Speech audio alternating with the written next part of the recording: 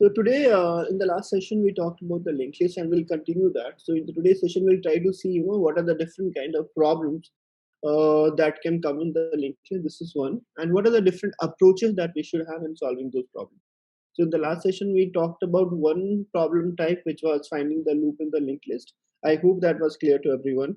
The second important type of question that can happen is that find the middle point of a linked list. So what you'll be told is that you have been given a linked list like this: public list node find the.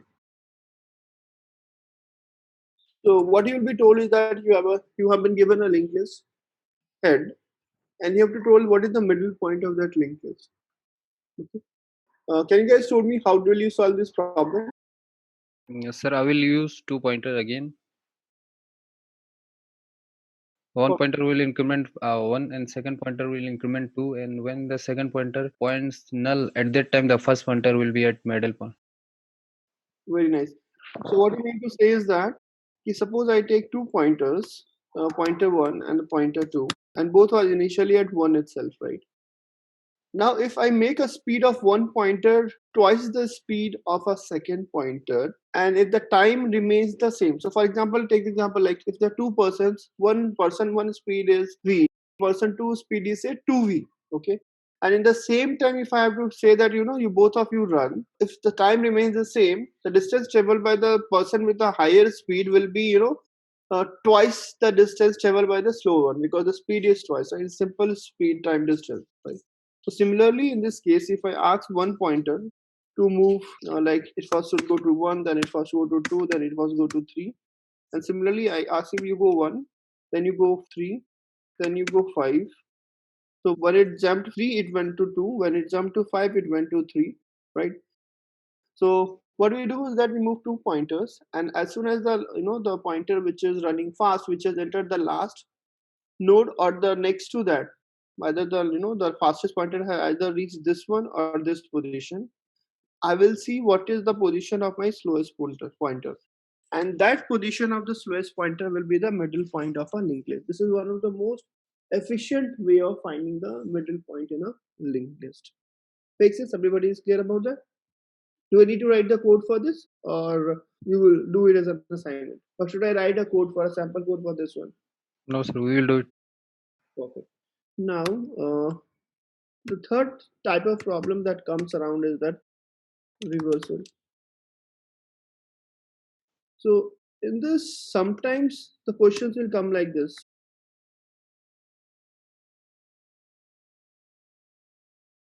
None. And they will ask that, can you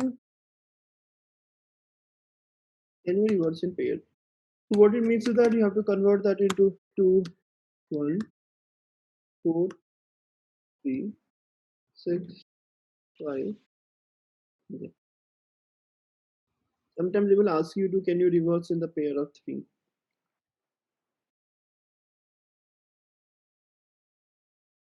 So it will become 3, 2, 1, and then 6.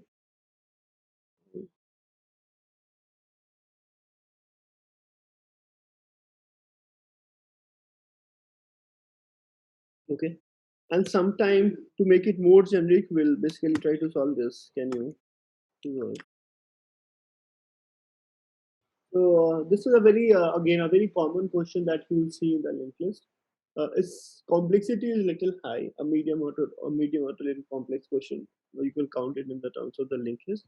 So normally you don't have to reverse the complete linked list. You have to reverse into the pairs. Okay, either a pair of two or a pair of three or a pair of k elements. Okay. To solve this problem, first of all, you should have be pretty clear about how to reverse a linked list. So are you guys clear about the linked list reversal thing? Because we already discussed in the last session. Are you guys clear how to reverse a linked list? Yes, sir. Okay. So can you guys tell me like what should be our approach when we have this kind of problem then?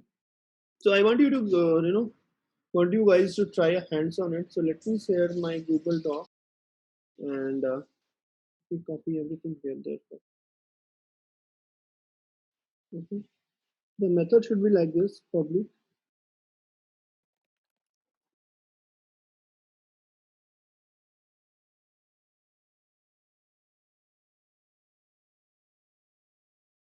You need to implement this method. Okay. Paritosh, should you like to go then? Yeah. Again, this is one of the foundation question, or the one of the most conceptual question in the linked list.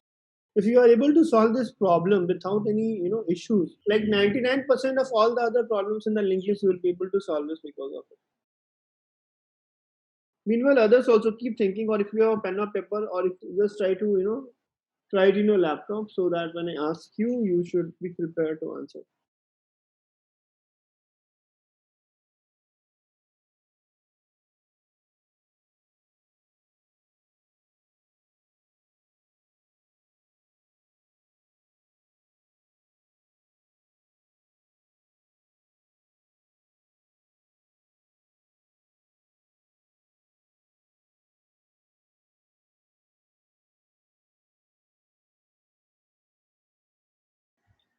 So here the key point that you have to keep in the mind is that once you have reversed the first k nodes, you should not lose the control of the k plus 1th node. And now you have to reverse the next k node. So with this code that you have written, that link is getting broken. Okay. Are you getting the point why I'm saying that? So suppose we have a linked list like this: 1, then 2, then 3, 5, 6, and then 7. And suppose value of k is equal to 3. So my end result should be 3, 2, 1, right? And then it should be 6, 5, and then 4. And then it should be 7, like this. This will be the end result, right? So how do I go for it? First of all, I should be able to, reverse these elements. Okay. And when I'm reversing this element, I should have some way to keep hold of this. So in the first iteration, or in the first time the function is getting called, you should convert this into this state. So this will become 3, this will become 2, and this will become 1. Okay. And your control should be right now at this 4, 5, 6, 7. Right. Your control should now come like this here. And this bigger problem should have now been reduced to this smaller problem. I have now another list where the head is now 4, and I have to apply the same problem thing on this piece of the code. This one part is already sorted, right? And whatever is the result of this next should be set to that, right? And this is my final answer. This is my final answer that I have to write in final node. That has to be.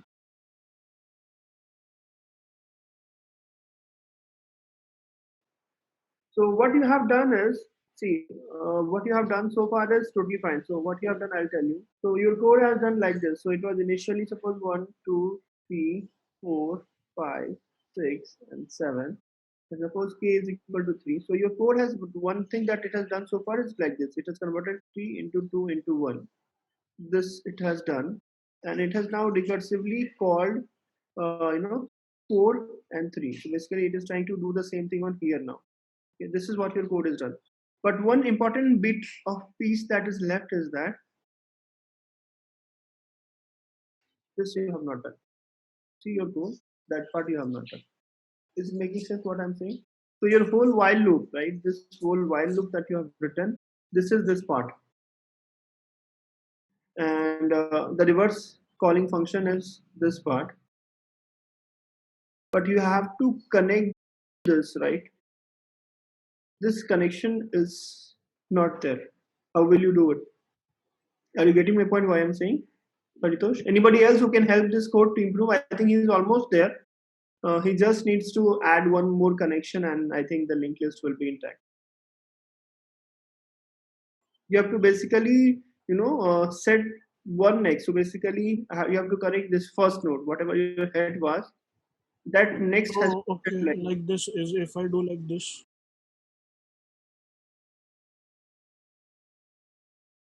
okay. And finally, and you should also return something, right? What should be that? This method is returning the final head, right? And what is the final head? The previous value. Yes, Uh, the previous value. Yes, so you should return.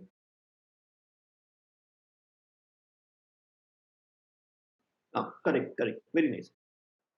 Again, one more thing here that you need to make a count of here is that okay. base condition or a termination condition. Can you first write it down? What should be the termination condition and the base condition for that? Just a second. Yep. Can you guys think of anything? Manoj, what should be the termination condition in this case? Can you guess?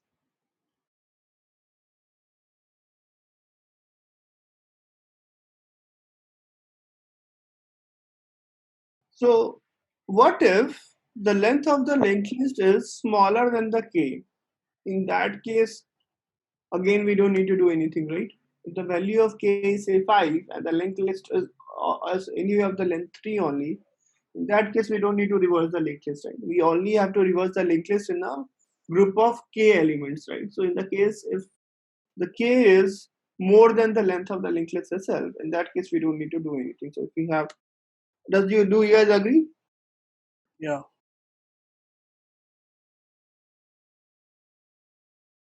So this will be the termination condition. Return.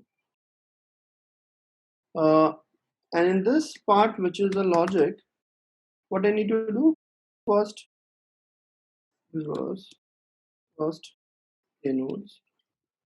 So we'll first reverse the first k nodes, and that logic is this, which he has written. Okay, and after the reversal is done, call the function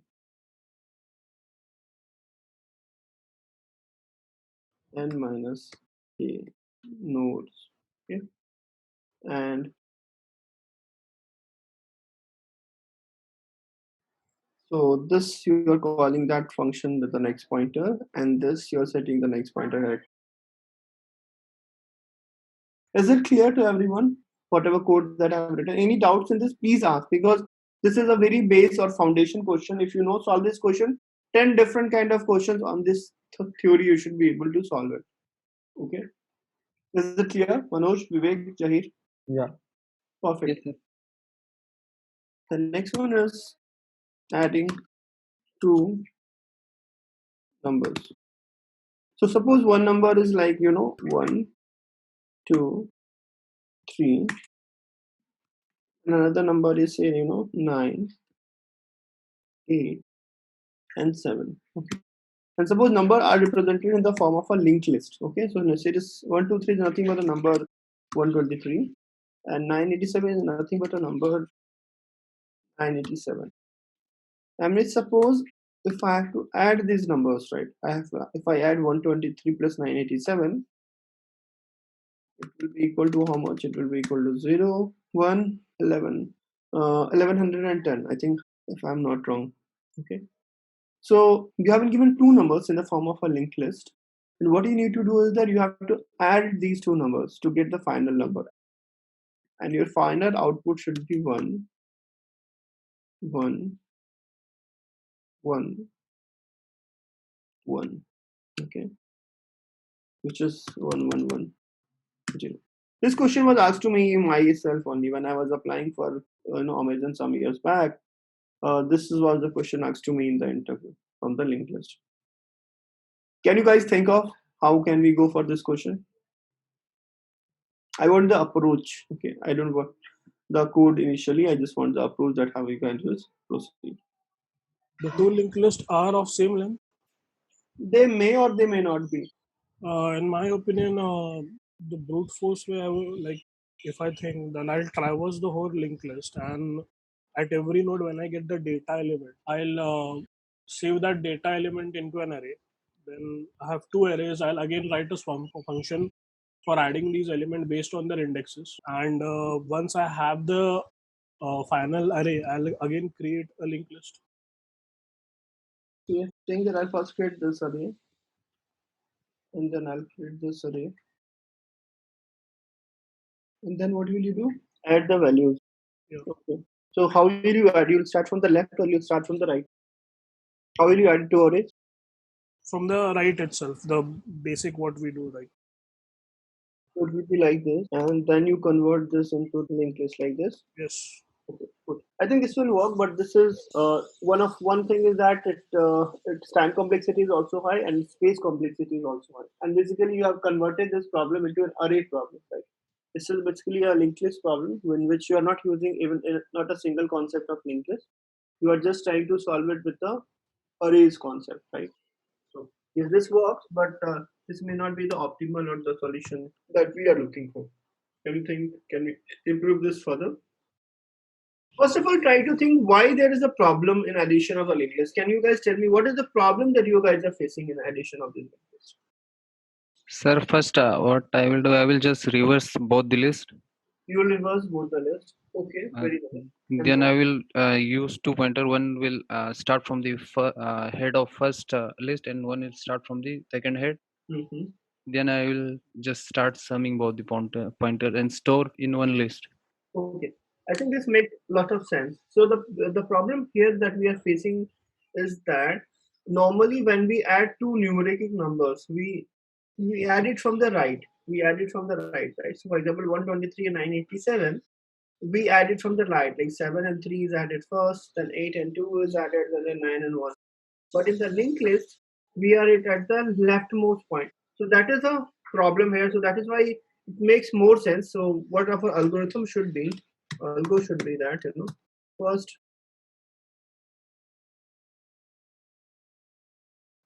so what I do, 3, 1, 2, 3 has been made, and then 987.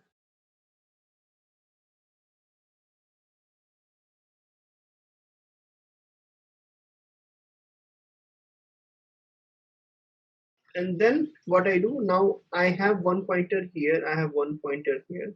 So add these two values and keep moving forward, right? So what I do, I add 7 and 3. Okay, so I got 0. So I create a new node with the value 0. And 1 is a carry forward. So I also keep a track of that. So 1 is a carry forward. Then I came to 2 and 8. 8, 2 is 10. And then added 1, which is a carry forward 11. So I put 1 here and then 1 again as a carry forward. Then I again 9 and 1, and then I add 1 more. So again 1 came, and 1 is again still left. So now the final one will be 1. So this is what I get. And finally again reverse this. Reverse. If I do this, then this will become 1, 1, 1, 0. Okay. So this is how I do go and reverse it. Is it logic is clear to everyone what we are trying to do? Paritosh, is it clear now? Yes. Perfect. But like logic is one thing, and then writing the code for this is another thing. So now I want Vivek. Can you please help me with the code of this one? Because the writing the code for this is very important, because again on this addition of two numbers there are multiple questions that can be formed. So we should be very clear when we are writing code also. So I'll give you the function definition and you just have to fill in the code. So public list node sum. I want you to take care of all the boundary condition, and you can take help of other guys. I'll not say anything. And one, please take a control of this and please complete the code of this.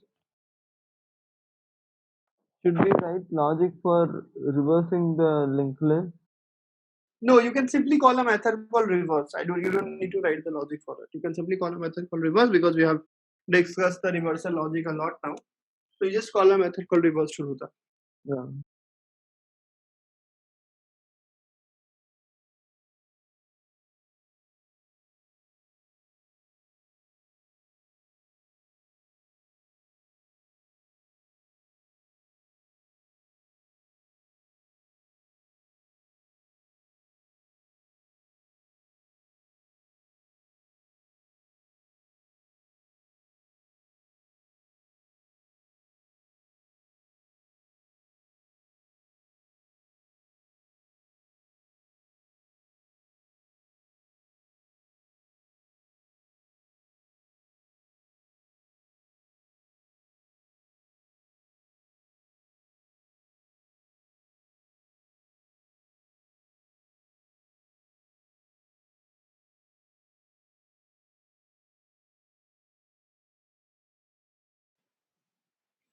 So far everybody is agreeing with whatever Vivek is writing.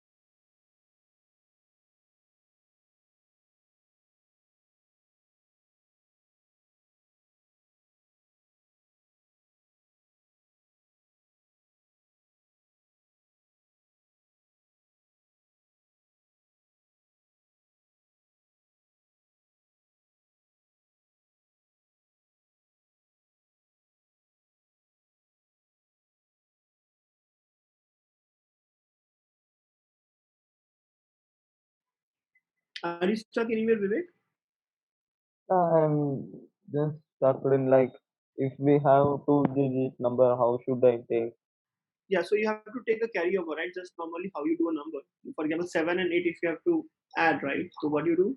It becomes 15. So you keep 5 and you take 1 as a carryover, right? Yeah.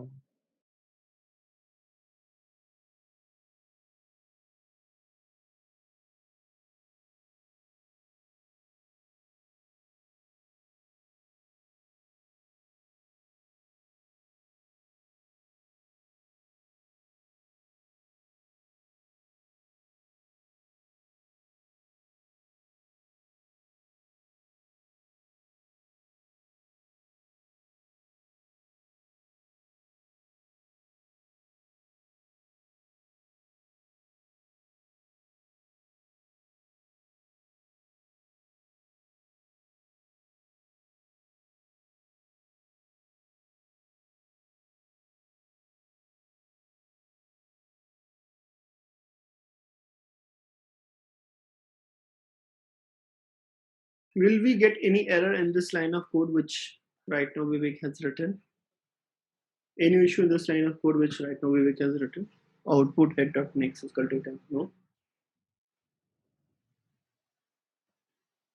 Sir, do we need to just create another list? I mean, can't we update the available list, one of the available list, which is like larger in size?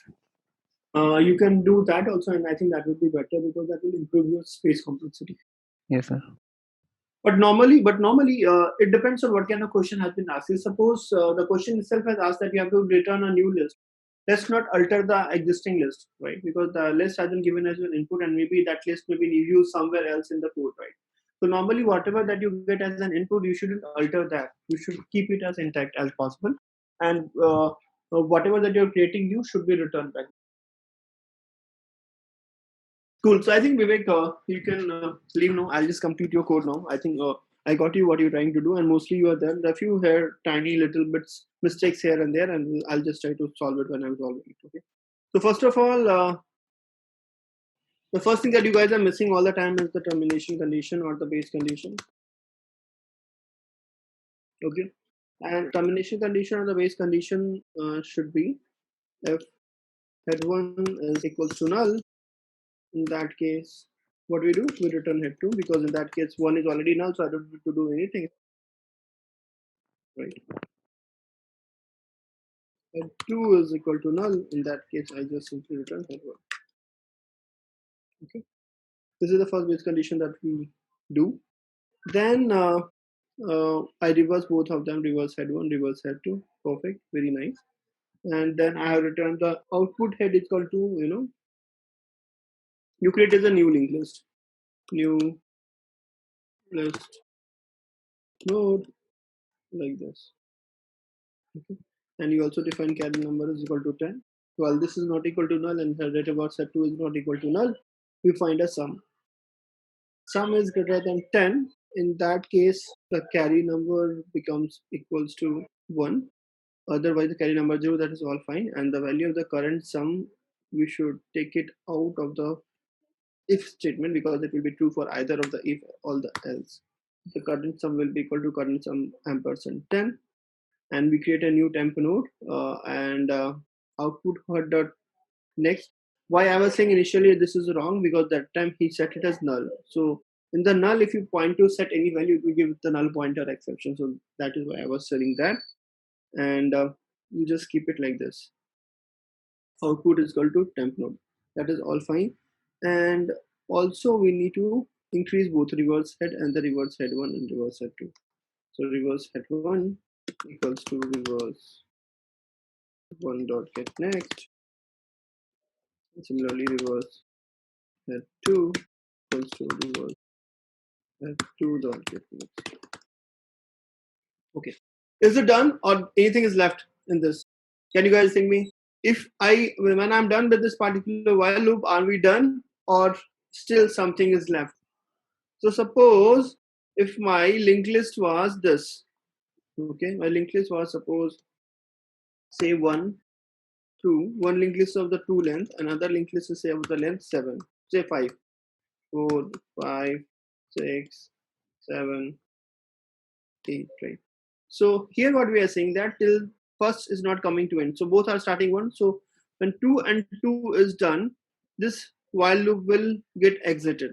Still I have to go and add these numbers, right? I have to go and add these numbers, right? So if,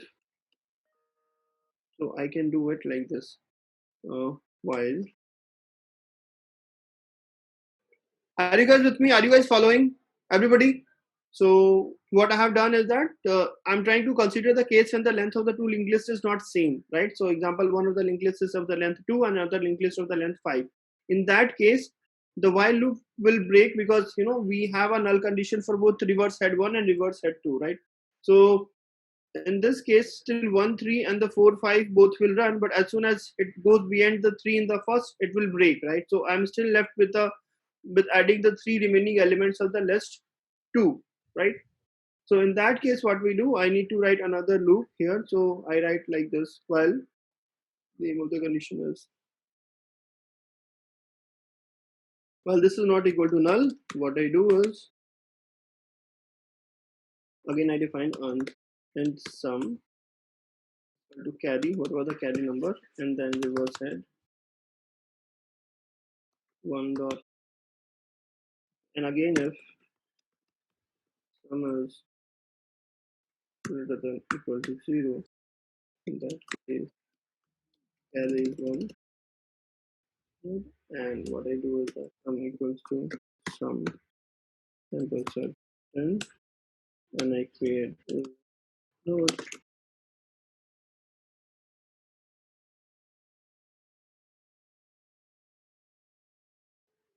Get to and attach it. So this is output head that he initially defined. Now output head equals to,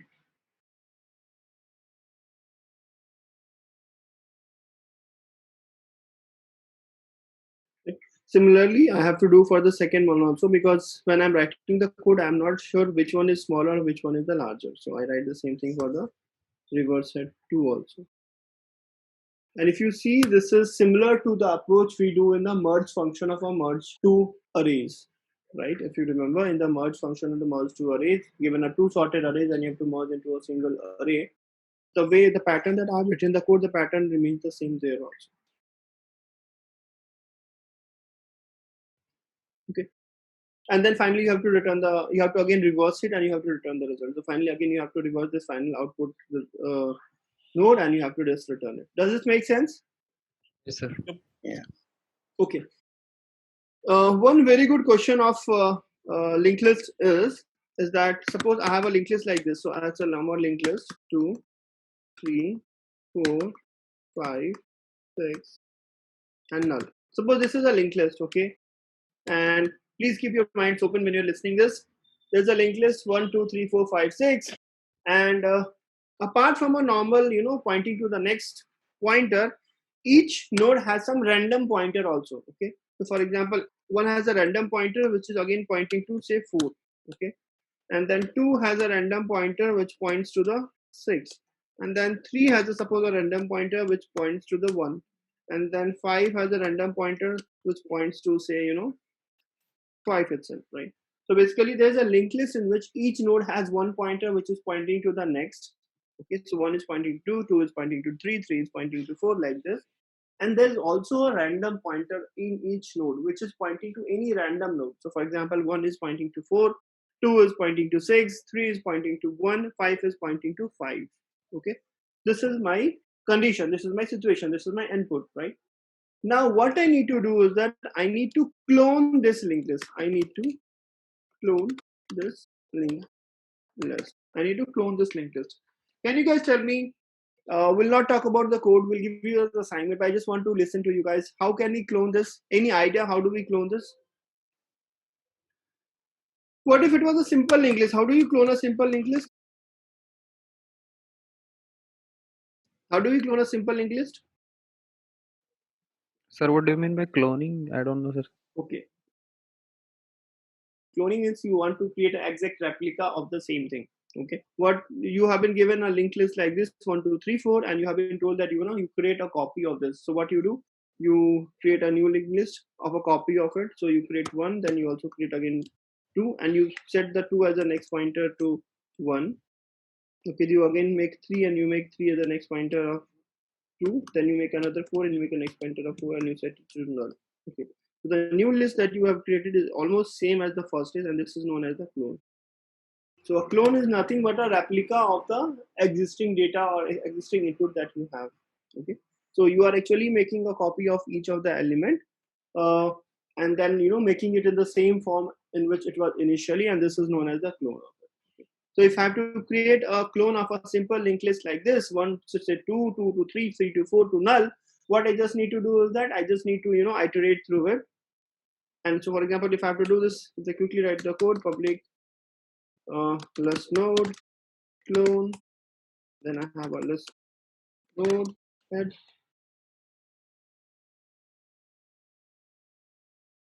What I do is that list node new head equals to list node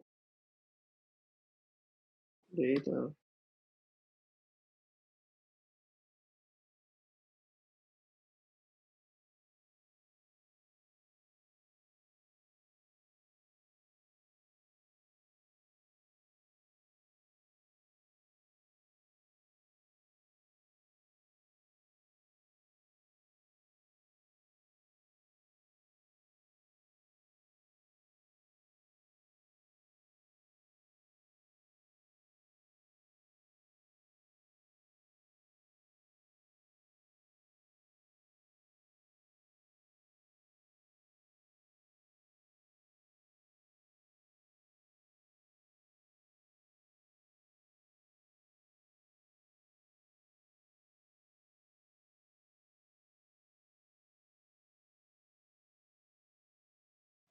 Right? This is how I clone this linked list. Okay. So I've been given a linked list head. What I do is that I copy each of the element of that. Correspondingly, I create a new node for each, and then I create a new linked list, which is a exact replica of the previous linked list. So this is how we clone a normal linked list. But the problem that we have in hand is that a linked list has 2 pointers. One is which is pointing to the next node, and there's another pointer which is pointing to the random node, right? How do we clone this? Anybody? So in random nodes, like it will be not pointing anywhere, or it will be pointing but will be not knowing. Yeah, so random pointer will be knowing that which it is pointing. So for example, this is my input list. Okay, this is my complete input list, which is saying that 1 is pointing to 2, 2 is pointing to 3, 3 is pointing to 4, like this. And we also have 1 is pointing to the 4, 2 is pointing to 6, 3 is pointing to 1, and 5 is pointing to 5, right? Now, this is my given information. I have to clone this. How do we do it? We just will loop it and we'll keep on adding and the another. Okay, so once we loop it, we can do this thing. We can do this thing. This is fine because this is how we have done in this code, right? Yeah. But how, when we are looping in, when I'm at 1, I don't know what the 4 is. I cannot go create because this 4 and this 4 has to be same. Are you getting my problem? This 4 and this 4 has to be same, right? So both of this cannot be done at the same time. Both of this cannot be done at the same time because again, you'll have to keep a track on that, which one's the 4, because the same 4 has to be a next pointer of 3 and the same 4 has to be a random pointer of 1. And that is why a normal cloning method will not work. You'll have to think something different. Yeah. Will you guys take this as assignment? Yeah.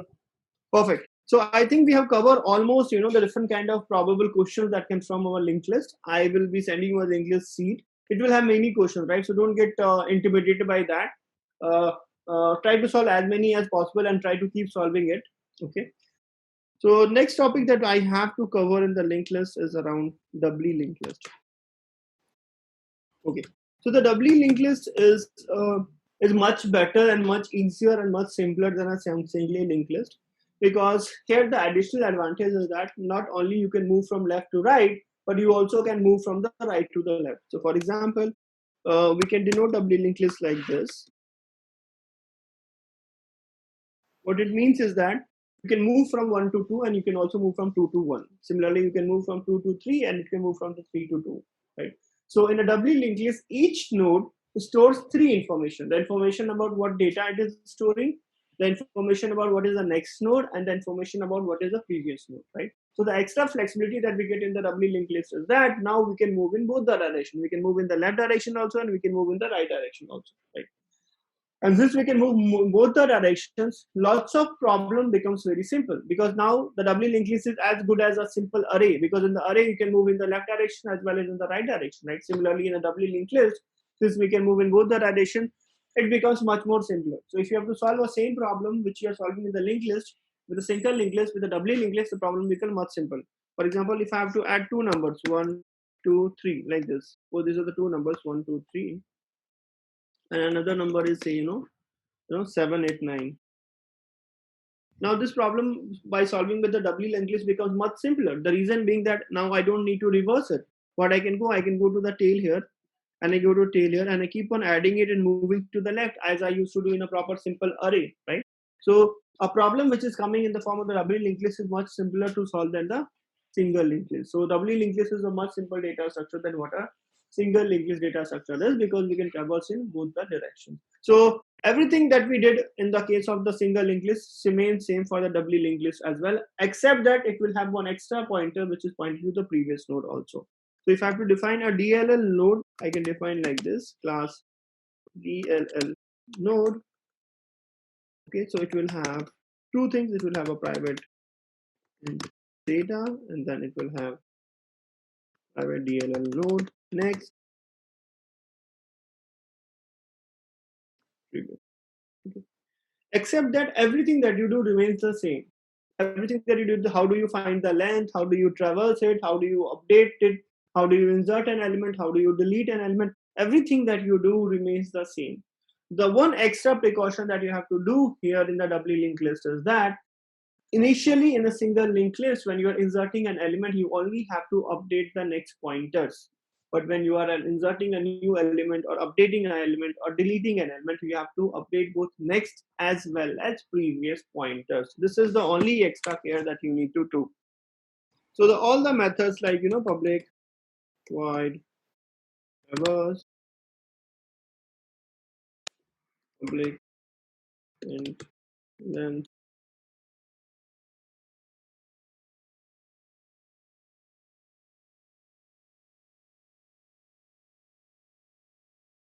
okay. Then we have to public DLL node insert.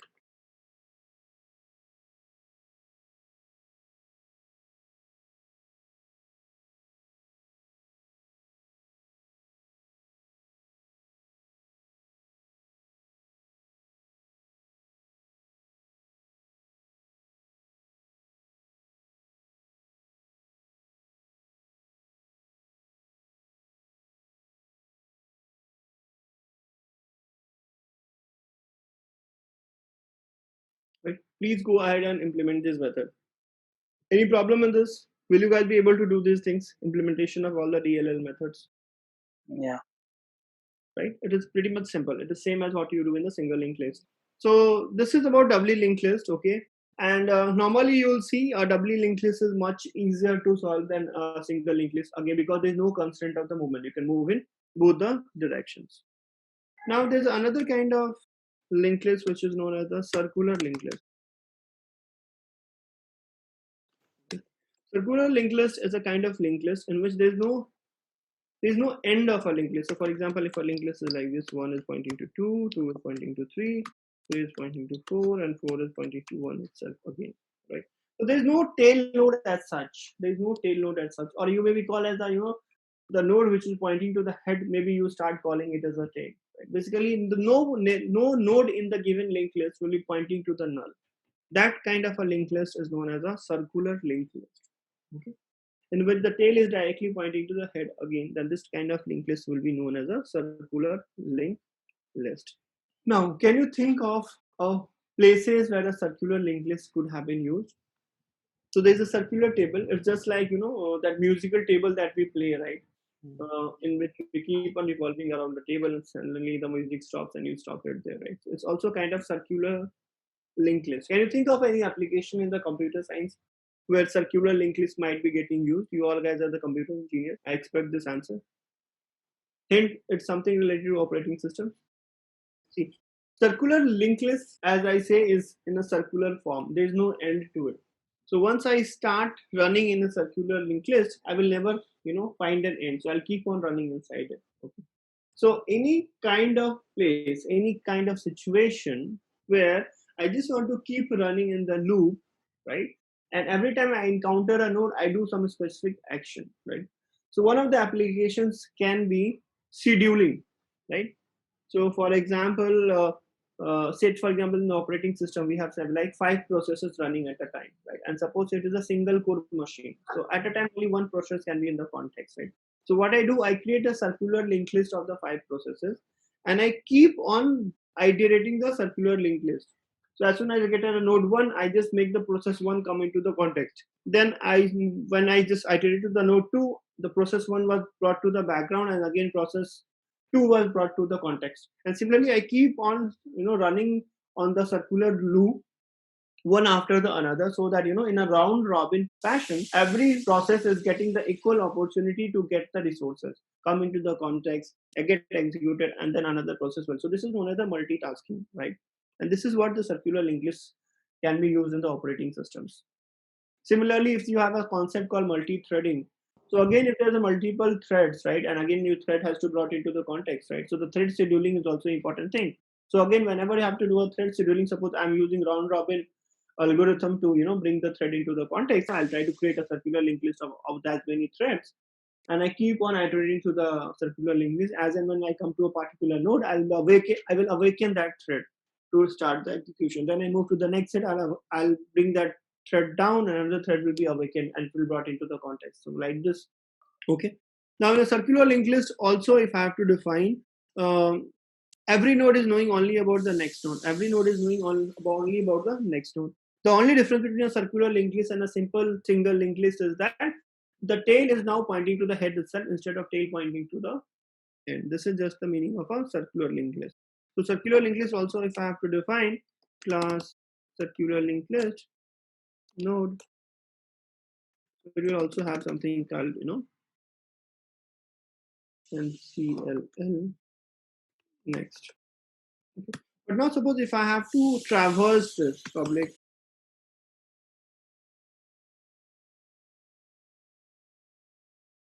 how do I traverse circular linked list so that I don't go into an infinite loop? Any suggestion? We can put a condition like when it starts, the next node should point to the head again.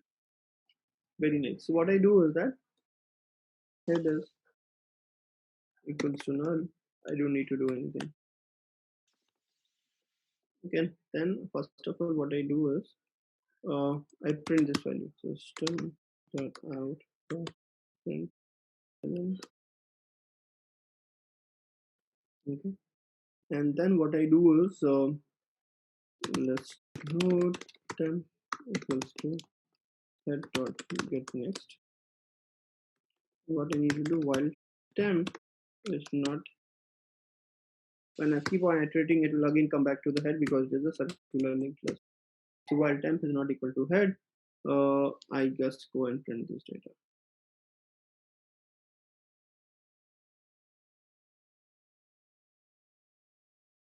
Right? Makes sense, everybody? Any doubt on the circular linked list, guys? Yeah, I'm good. Yes, sir. I'm also good. Paritosh? Cool. So if this is clear, I want you to try these questions on the circular linked list also. It is very pretty simple, but I want you to write this code at least once. Instead of this, you just have to pass this now.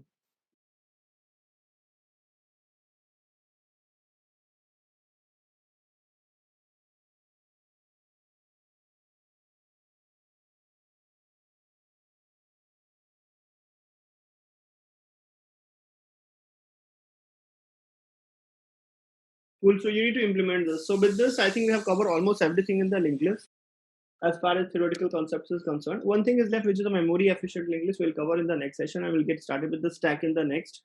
Do you have any doubts in the previous sheet that I have given you, the question that we have discussed in the last? Please feel free to ask now. We'll go through the doubts. In the sheet, the second question I had doubt once you open this. 1 second, let me open it. Which set? Set 2. Set 2. 1 second. Yeah. So first question I think you should be able to do, because this I'll just quickly go through all of the questions just for the quick reference. So the first question I think everybody should be able to do this. Yeah. We already covered in the session itself. How Yes, to yes. find the rotation count in a sorted array, right? Everybody? Yeah, yeah. So first question was already done in the session. Second one is search an element in the sorted and the rotated array, right? Initially the array was sorted. Okay. Initially the array was sorted and then it was rotated. So once by some unknown. Yeah, by some unknown number. So once you have rotated and sorted array, it is no more sorted, right? Yes. So this is the condition that has been given to you, and then you have to search an element in this. You have to search an element in this array. Okay.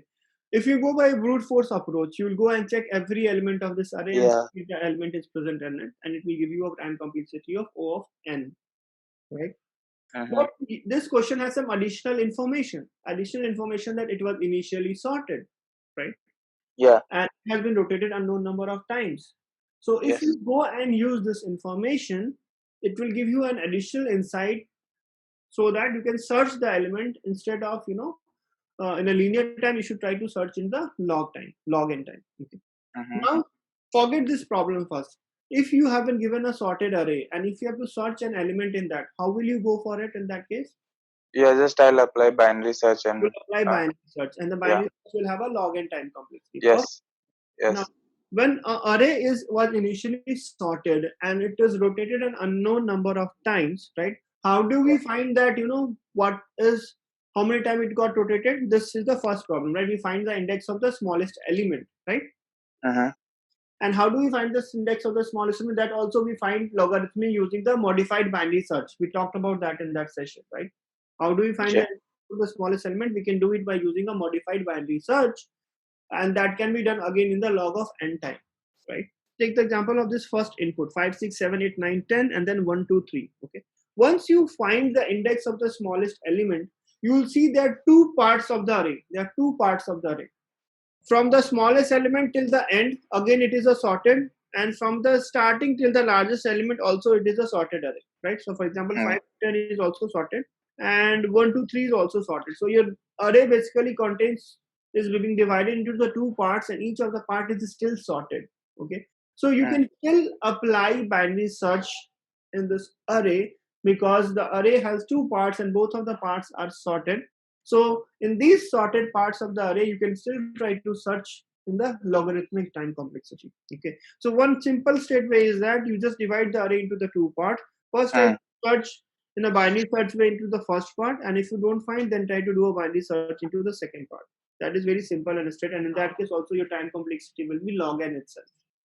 Once you do this, and first I'll encourage you to do this way. Once you have done this, then take a challenge that instead of writing the two binary search, can I manage it in a single loop? Can I do in a single binary search? And in that itself, I decide based on the condition whether I have to go and search in this or I have to go and search into this.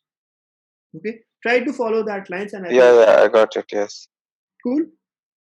Then the third question is, given a sorted and rotated array, find if there is a pair with a given sum. Okay. Now this question is slight variation of the another question, right? So if you remember, we also talked about the two-pointer approach, right? The two-pointer approach, what happens in a two-pointer approach? Given an array, you have to say that whether the two elements of that array will add it together to give it to a required sum. This is the condition of a two-pointer sum, right? And how I told you to solve is that you first sort it, and once you have sorted it, keep one pointer in the start and keep one pointer in the end, right? And then proceed to find the same thing.